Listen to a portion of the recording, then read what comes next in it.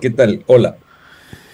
Una situación compleja la que estamos viviendo en el país, ¿no? Y en medio de toda esta complejidad política, social que vivimos, hay un avance permanente de la minería ilegal en el Perú. Usted es una de las personas que, puedo decirlo con seguridad, conoce muy de cerca este tema, ¿no? ¿Por qué hemos llegado a esta situación, don Dante? Bueno, hay varios factores que intervienen en este asunto, ¿no? El primero es que estamos en un país que tiene una economía en el que el 75% y en algunas regiones hasta el 92% es una población económicamente activa e informal, ¿no? Entonces lo predominante en la economía es la informalidad. Dos, se sabe que el empleo, el conseguir ingresos es muy difícil, sobre todo para los jóvenes, y las economías ilícitas, llámese minería ilegal, narcotráfico, contrabando, tala ilegal, etcétera, ofrecen una alternativa supuestamente de dinero fácil, por lo cual muchos jóvenes se incorporan a estas economías. Dígase también que el precio del oro, que ha pasado ya los $4.000 la onza, es un atractivo tremendo, porque si bien es cierto, ese precio no es el que recibe el minero artesanal o pequeño minero, porque ellos no sacan el oro puro, por decirlo de alguna manera, sino sacan un material, material que contiene oro y que hay que pasarlo por una serie de procesos de purificación. Pero sí es un atractivo el precio del oro. Y finalmente creo que dos factores más han ayudado a que la minería informal y también la ilegal crezca de manera exponencial. ¿Cuál es como resultado de la pandemia? Muchos jóvenes salieron de las ciudades y se fueron a sus comunidades y como comprenderás, en las comunidades no hay trabajo y se han engrosado a la fila de estas economías.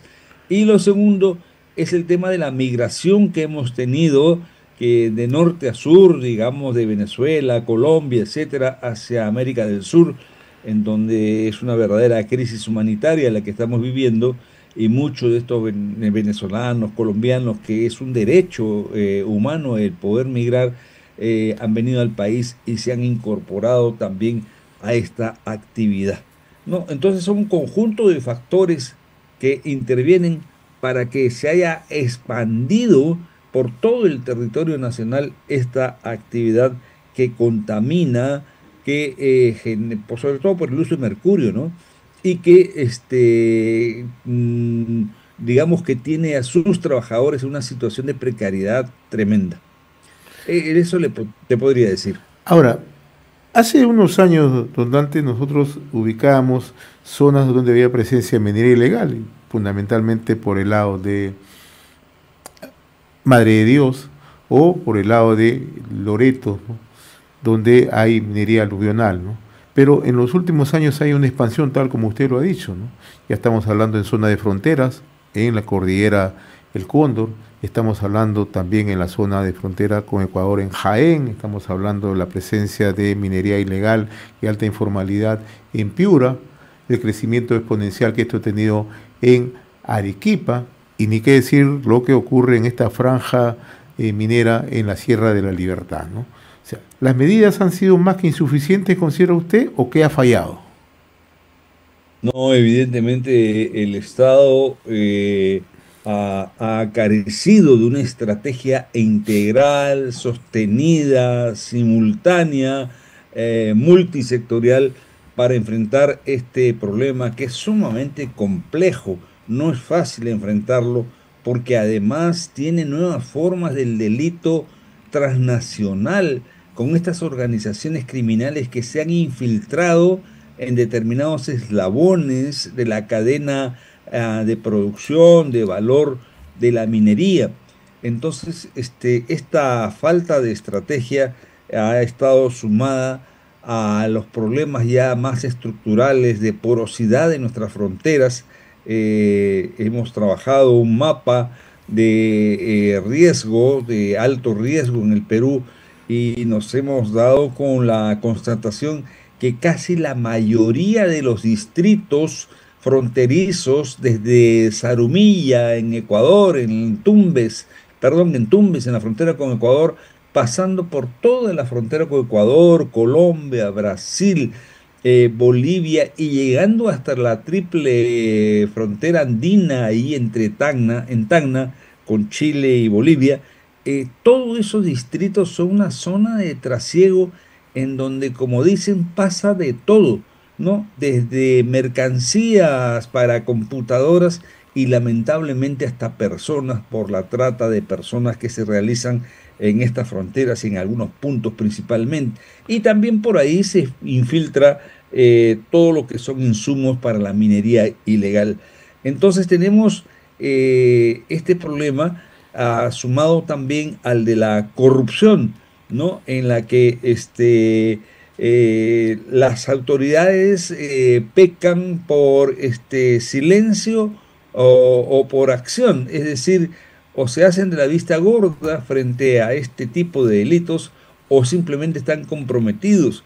Y por último tenemos de que esta minería ilegal y estas economías ilegales ya los tienen como parte de la cadena de valor la participación de políticos, es decir, que ya no solamente les dan un cupo de coima o de corrupción, de pago, sino que ellos mismos ya son parte de la cadena del valor en el sentido que abastecen un producto, de algún insumo para estas actividades y se benefician directamente de esta actividad. Y por eso hemos visto leyes que favorecen a estas actividades económicas. Usted acaba de señalar con mucha puntualidad toda esta geografía, cómo se desarrolla la minería ilegal o las economías ilegales, ¿no? Y hay algo que conviene abordarlo, don Dante, con el conocimiento que usted tiene, ¿no? Uno, primero que hay presencia del crimen transnacional en estas operaciones ilegales. Uno. El otro, cómo está trabajando el crimen organizado en función ya a control económico, a control territorial y a control político, que usted lo acaba de señalar con mucha claridad. Esos son los riesgos que estamos enfrentando en estos momentos en esta asociatividad peligrosa que se está dando entre minería ilegal y crimen organizado. Justamente, amigo, tiene toda la razón. Este, la diferencia entre la delincuencia común o una banda mafiosa, delincuente local, con una organización criminal de alcance transnacional y que es un fenómeno que recorre todo el continente, llámense los lobos o los choneros de Ecuador, llámese el Tren de Aragua de Venezuela, el Comando Bermelo o el primer comando de Capital de Brasil, con presencia ya confirmada en el Perú, significa que ellos, para obtener la máxima ganancia del negocio ilícito, requieren dos asuntos que las bandas locales delincuenciales no tienen capacidad de lograrlo, que es el dominio de la población, sea a través de, ¿qué le puedo decir? Bonos, servicios.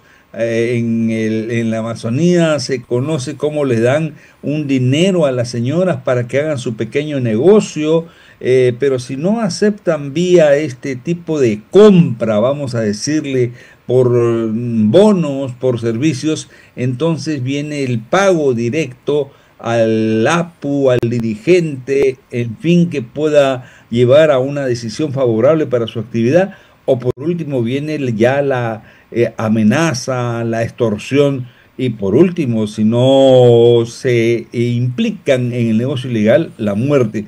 Entonces, estas organizaciones criminales requieren, en primer lugar, el dominio de la población y de las autoridades locales. Pero no es suficiente ello. Para su máxima ganancia y por las características que tienen estas organizaciones, requieren el control territorial, implantar lo que hoy se llama una gobernanza criminal, es decir, tener capacidad en ese territorio de sancionar a aquel que no acepta sus reglas. Y para ello también necesita enfrentar, si es que lo hubiera, las fuerzas del Estado, sea policía, sea ejército o cualquier otra. Y por eso es que requieren grupos armados. Entonces, tienen en la población grupos armados, tienen un brazo legal de abogados que los defienden por todos lados y un brazo político, empezando por las autoridades locales a las cuales la tienen subordinadas, pasando por autoridades regionales y culminando con autoridades nacionales. Y cuidado con las elecciones de ahora del 26, en la que van a tener una activa participación y en la cual los ciudadanos deberíamos no solamente saber por quién votar, sino sobre todo por quién no votar. Y esa es una cuestión en la que la prensa libre debería jugar un papel muy importante, saber o informar a los ciudadanos por quién no votar, a aquellos que están evidentemente comprometidos con organizaciones criminales. Ahora, voy a comentarle un hecho, una cosística que ocurre en el caso de Cajamarca, que usted lo conoce muy bien, don Dante, ¿no? En estos momentos hay zonas como Chugur, zonas como El Tingo, zonas como Sinchao, en Bambamarca, en Hualgayot, que han sido tomadas ya por estas economías ilegales, por la minería ilegal, por el alto nivel de informalidad. Las autoridades conocen de esto, don Dante. O sea, lo que usted acaba de describirnos, las autoridades conocen. Hay un alto nivel de corrupción, saben quiénes son los que laboran en estas actividades ilegales, cómo están asociados, etcétera, etcétera. Pero no se hace nada en esta zona, que en realidad ya casi está convertida en una zona liberada. ¿Cómo mira esta situación usted? Le puse este ejemplo, pero le puedo citar otros.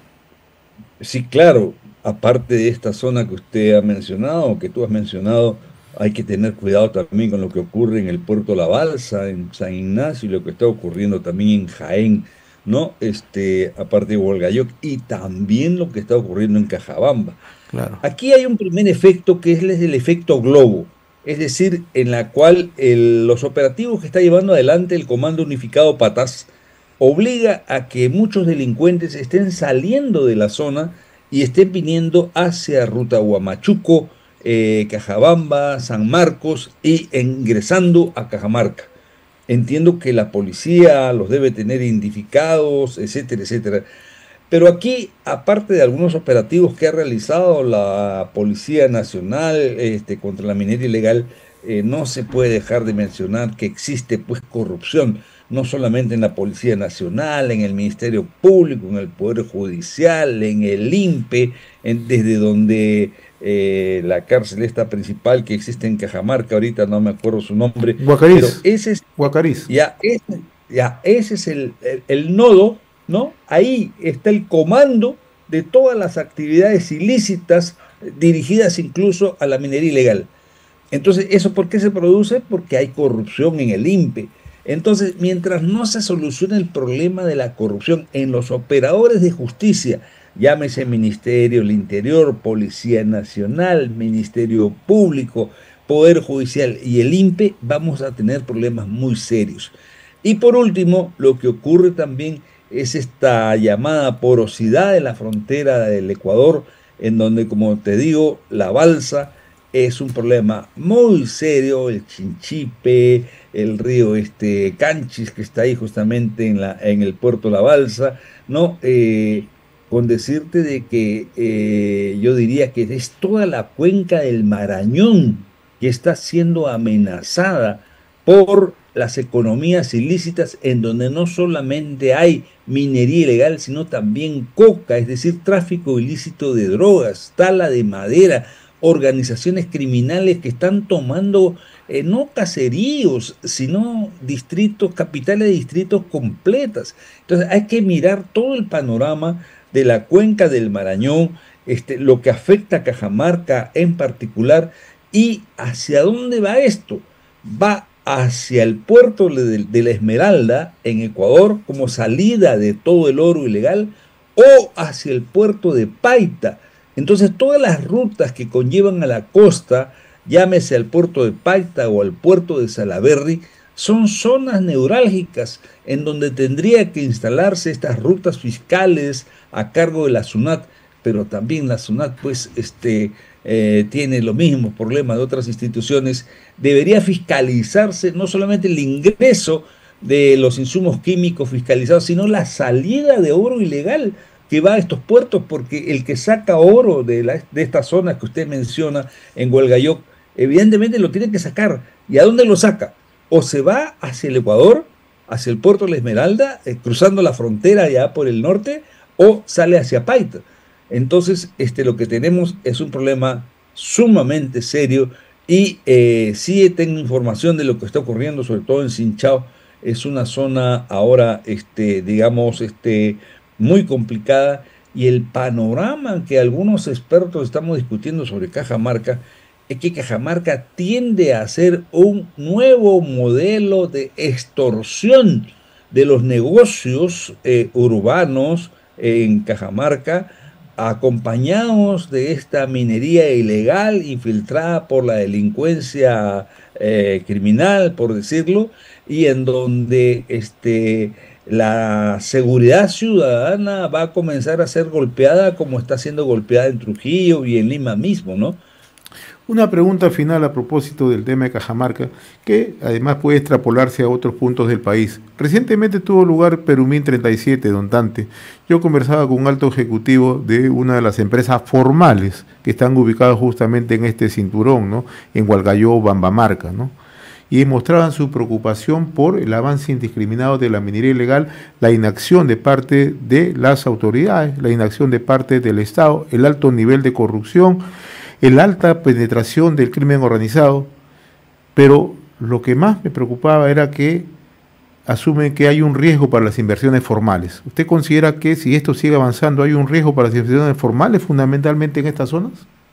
De hecho, de hecho que hay un riesgo, vamos a decirle, algunos llaman ecosocial, en el sentido de que el ambiente social en el que se van a desenvolver estas inversiones no les garantiza la seguridad para su traslado, permanencia, vida en la misma región, en su empresa, porque pueden ser secuestrados, amenazados, etcétera, etcétera. Entonces hay un primer anillo de seguridad que amenaza a toda la población, y entre ellos a los pobladores, a los empresarios que viven en la zona. Pero en segundo lugar, como ocurre con Poderosa, puede comenzar un nivel de extorsión, es decir, si quieres que tu carro transportando insumos o transportando el mineral pase por esta carretera, tenga que pagarle a un grupo extorsionador, ¿no?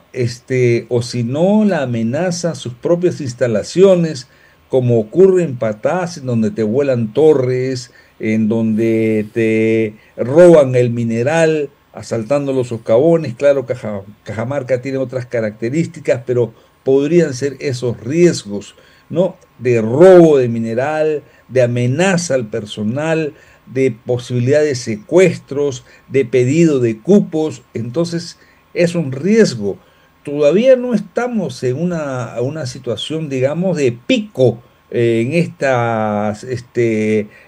estos asuntos, pero la tendencia, si no la paramos, va a eso, va a eso. Y ciertamente eso va a repercutir en las inversiones, cosa que tendría un grave impacto en la economía nacional.